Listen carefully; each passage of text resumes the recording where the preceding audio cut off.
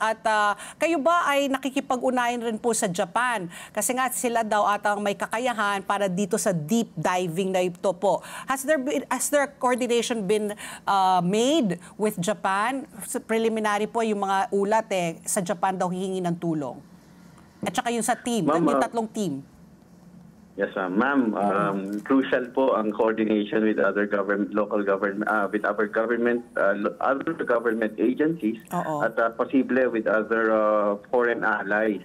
Pero sa ngayon, may kapabilidad ang ating Philippine Navy through our Naval Special Operations Command to deploy drones or unmanned systems up to around 200 meters po. Oy, at least nakakapailalim itong ating mga underwater drones. So, ito nakikita natin yung ulat. Meron pala tayong mga Navy SEALs. Wow!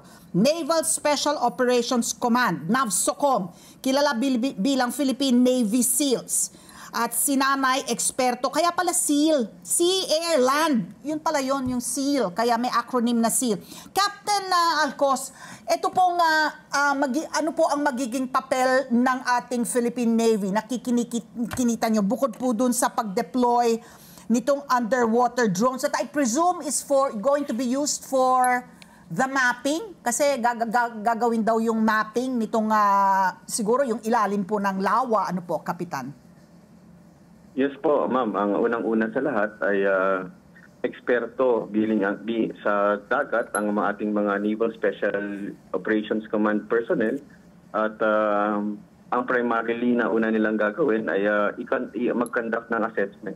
Lalim, obstacles, at other risks involved in the diving operations. Once na matap po tayo, pagkatapos dito ay magiging involved tayo posible sa search operations and then eventually po for retrieval operations. Kung mahanap na natin, kung nandun na po ang mga labi na ating hinahanap sa ilalim ng dagat.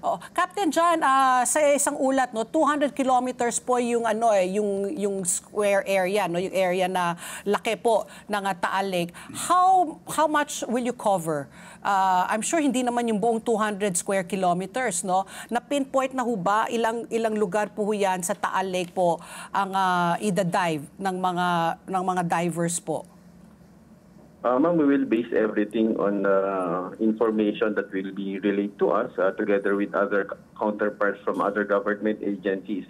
Malamang po dyan, hindi naman po yung 200 kilometers ang i-cover natin. May mga specific areas lang kung saan po focus ang diving operations once natap ang Philippine Navy po for assistance. Okay. Captain, last question ko na lamang dahil alam namin na very limited ang time namin with you. Alam naman natin, alert level 1 pa rin ang status ng ating Taal Volcano.